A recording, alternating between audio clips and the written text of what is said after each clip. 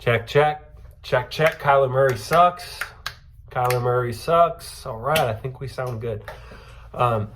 So, boys, hello, everybody. I'm going to do a fantasy recap over video. I started to write. Too many spell checks. I was annoyed. I'm not good on keyboard. It felt like it was going to take a lot longer than just talking shit on the video. So I'm going to just break down everybody's last week. Normally we get Zach. Zach's pretty damn good at them. Zach's plate is pretty full among all of us. I'd like to see a different version of these, and maybe other people can put their input in. Apparently, I'm the only asshole. Everyone else is just so nice to each other and friendly to each other. So maybe it would be nice to see what, Dakota had to say about the team's matchup. So, or I was thinking about bringing back the podcast. Last time, I am missing it. I do feel like it could have been, we could have kept it going. I think everyone that was doing it, me and Zach and Peeler, we thought, it really wasn't growing, and I don't know why we thought we were just going to become the next part of my take, but it's okay. It's okay to fail. I think there is a way that I can bring it back and it just stay for us as the league. I would like a spot where we can just all talk about what happened in our league. Our league is the only thing that matters, and it's always been that way, and we don't necessarily have to give betting picks and all stuff like that. So I would want to maybe possibly get back into it. If anybody, I'd have to talk to the guys that have been in it already. Maybe more of like a solo or a one-on-one thing, not a three-man group. Maybe just it's me with a different person every single week. I don't know. I'm kicking around some ideas, and then maybe we can just talk about the fantasy matchups on there, and it just be a weekly thing. So we're at week 2. No recap last week. Week 2, we got a couple undefeated teams. Because I always said, like, if I did do the pod again, I would be like way more prepared. I wouldn't be like at my brother's spare room in couch cushions trying to get the acoustics right. I think I would do more of investing on the front and make it sound way better and look legit, maybe video. Why not? Do it right. So of course, week 1, I go to my stock room, or my first version of this. I go into a stock room parts department, and I got printed roster sheets so I can talk about the recaps. Okay, cool. Couple undefeated teams. Me at the top, I'm number 1. I'm absolute wagon. I mean, we'll get to it in the matchup, but I didn't foresee this for my team. I really didn't. I think Zach said the same thing when he talked about his team. He didn't see 180 points, 190 point score out of his team. I thought I was pretty good going into the season, but I mean, I had like 90 points just in receivers. So with that being said, we all know that we've all looked at the rankings. It's too early to tell who's really bad other than Jared. Some teams that are not doing so well, like they just got to stick it out. We know we'll get to who those are. So, I don't see anything really pickup wise. This waiver wire this week will be the first week I believe it will be interesting. Last week there was a couple of people that just kind of picked up week 1 guys, and everyone kind of knew they were a little scared and timid to spend too much because week 1 was just kind of a weird week to go all in and make a huge investment. I put in a bid for Taysom Hill. It's not looking good. It might be one of the silliest moves transaction wise of the year. I'm going to probably just ride that and just bitch about him for the next 6 weeks instead of just cutting my losses now. So this week, I think tight ends is the big story right now. Other than like 2 tight ends, everybody else is really fucking shitty tight end wise. So if you need a tight end, holla at me. I got Pat Freiermuth, 7 targets last week. I mean, 7 targets is 7 targets. And I know Mitch isn't the guy, but we'll see. We'll see. If you just saying, throw that out there. We'll go with my matchup first. The first matchup was me versus Kyle. It's your wedding week, pal, and I'm sorry for that I had to do that to you. Maybe this week is the week you get your wedding mojo going. You are 0-2. I think you're 0-2 because your team is trash. I'm sorry, but Breece Hall is a rookie. And I mean, you say that every single time somebody talks about Breece Hall. You invested a lot in him. You were expecting him to be great, and you need him to be great. And I don't think he's going to be. That offensive line is banged up. Justin Herbert, rest in peace. I think he's going to be fine.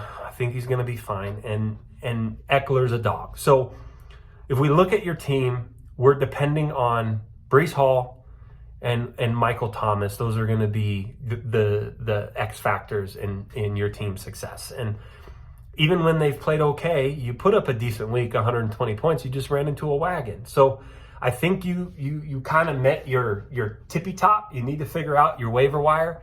And I don't think you really want to start Williams from the Lions all year long. I really don't think that was your plan.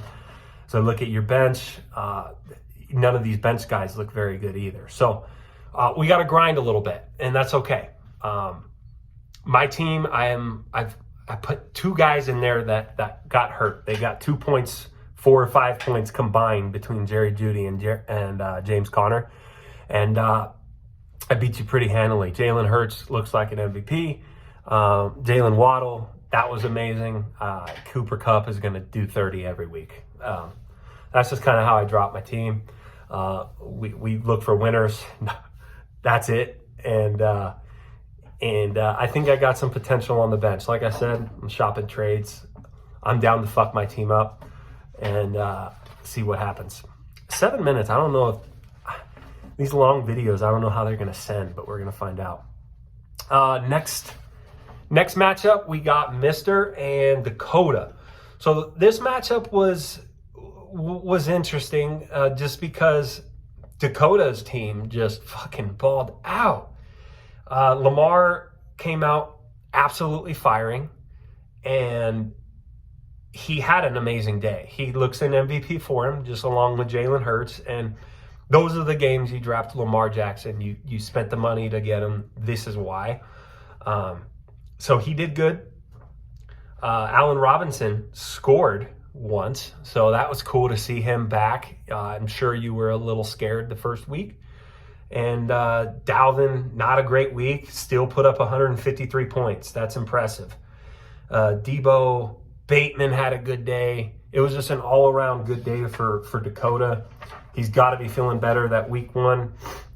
He edged it out, I believe, in week one, but it wasn't a super high-scoring thing for him. Mister's team is, the strategy of the high receivers it's going to be interesting to see how this plays out all year long. It really always depends on, right, like who he can get to put in those running back roles. And it worked last week. He put up a fucking 140 points because his Devontae Adams, Jamar Chase, Tyreek Hill, one of those guys is going to hit every week. It's impossible. No, none of those guys are going to absolutely throw a dud altogether. The likelihood of it happening is not going to happen. So Devontae Adams, Jamar Chase, they both, this is how you beat Mister. You're going to have to hopefully get two of those guys or one of those guys to be so bad, and the rest of his team is going to do this the rest of the year. Rex Burkhead, he's going to interchange guys that are 5-10 points, and that's just what it is. He's depending on those three guys. So if you can play fantasy defense in some way and get two of those three guys not to do well, you have a chance at beating Mister. Burrow had a bad week again, and he still managed a good fantasy day. So it's that's pretty good. That's what you want. Try not to ramble. Kyle Pitts, are we worried yet?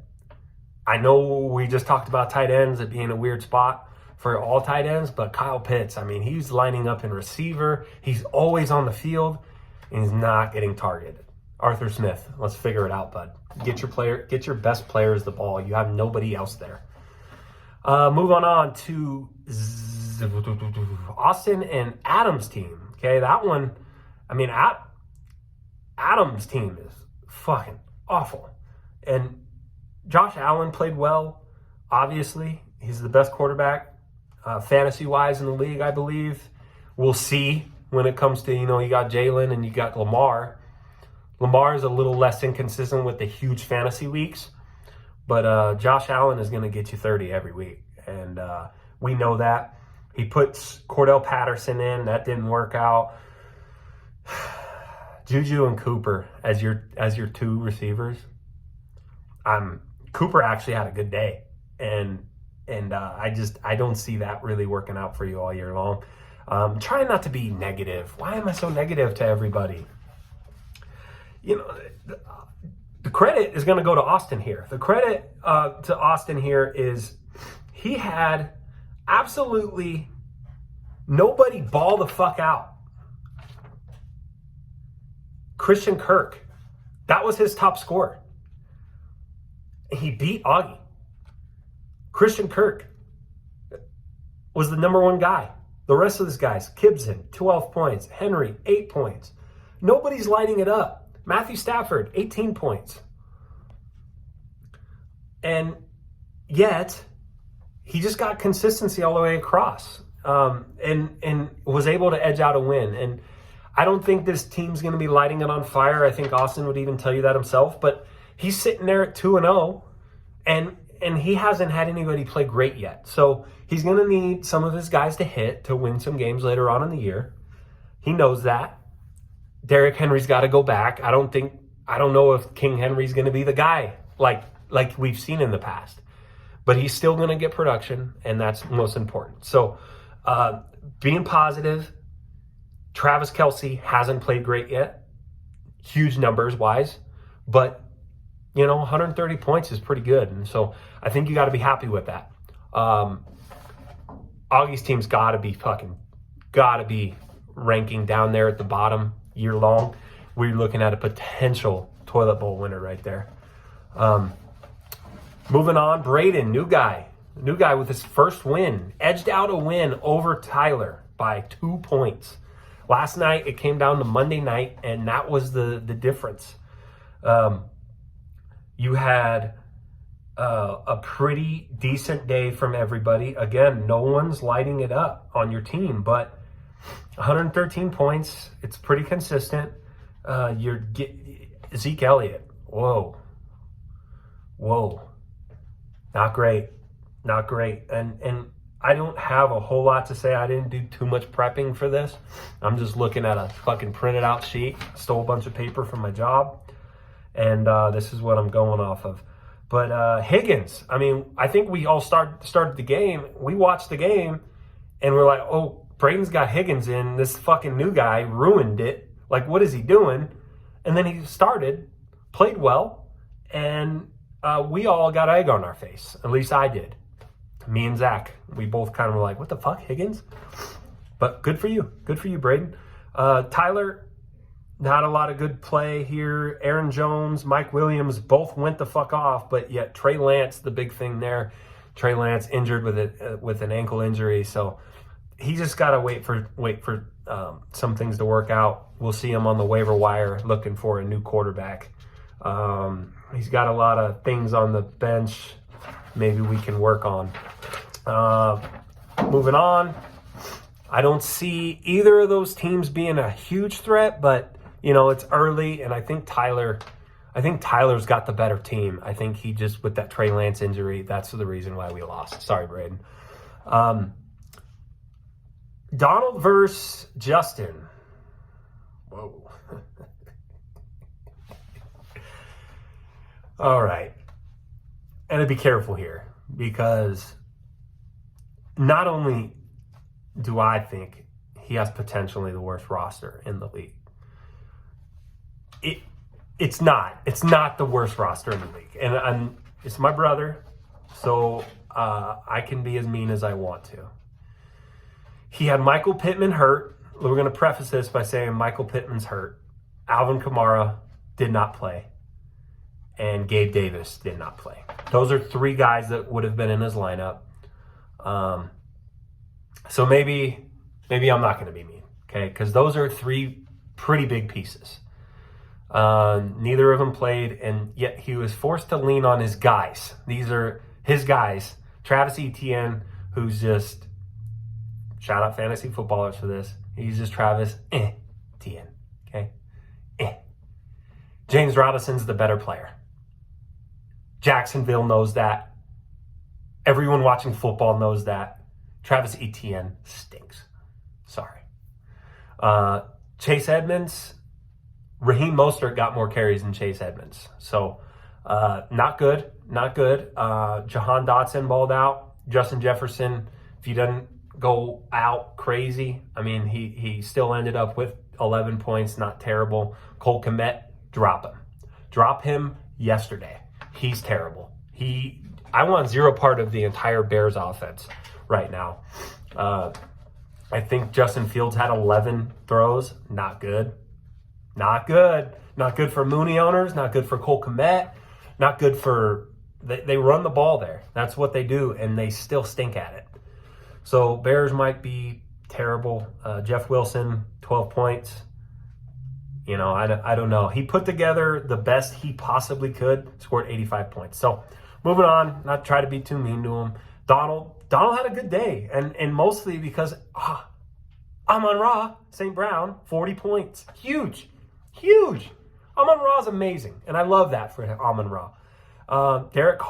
Dirk Carr, 19 points, and stunk. So you had a good day all the way around. Najee Harris hasn't really worked out yet. Josh Jacobs hasn't really worked out yet. And but you pulled out a win, and I'm proud of you, Donald. I'm proud of you for what you did with your roster this week. Those are the games that Donald needs to win. These games, he needs to beat the teams that he should win. And you win those, that's how we get into playoffs. Right, Donald? Let's fucking go, baby. Last one we do. Try to keep this under 20 minutes. I doubt anybody's even fucking watching, but we got Zach versus Jared. Jared, as bad as his team is, he put up over 100 points. He just ran into an absolute buzzsaw in Zach's team. 188 points, this week's top scorer, winner of the week. All the way across the board, had everybody fucking do their job. Everybody do their job. Carson Wentz off of the fucking waiver wires. Garbage time king. Carson Wentz came back, 27 points fantasy. 27. Nick Chubb, 32. Balled the fuck out. Now, he's also the reason the Browns lost the game, but guess what? This is fantasy. Who gives a fuck? David Montgomery, 15. Stephon Diggs, 45 points. Massive. Huge win for you. I mean, guys like Moore, he's gonna have a big week, maybe. Baker stinks. Mark Andrews, 25 points. AJ Dillon with a decent day. I think he even had somebody I think he had a defense do well. Defense 8, kicker 13. He just had an all-around great week, and he's back on track after I piss-pounded him week 1, and I'm happy for him. Probably don't like this format just because it's a video and everyone's working. But let me know what you think. Sound off in the chat. I think this is going to be an amazing year. I think a lot of people have really balanced, or everyone's kind of on the same level other than me. I'm clearly a step ahead. We know that. But everybody else is kind of in that I just need my team to play better mode, and they don't want to hit the panic button yet, and I understand that, and I respect that because it's easy. You're down 0-2, you're 1-1, your team's not playing well, you want to hit the panic button. I don't think a lot of teams are there yet, so we'll see how it shakes out, and I can't wait. I'm excited. I love this fantasy football league, and I hope you guys do too. I mean it all in good faith. Don't be mad at me. Have a good day.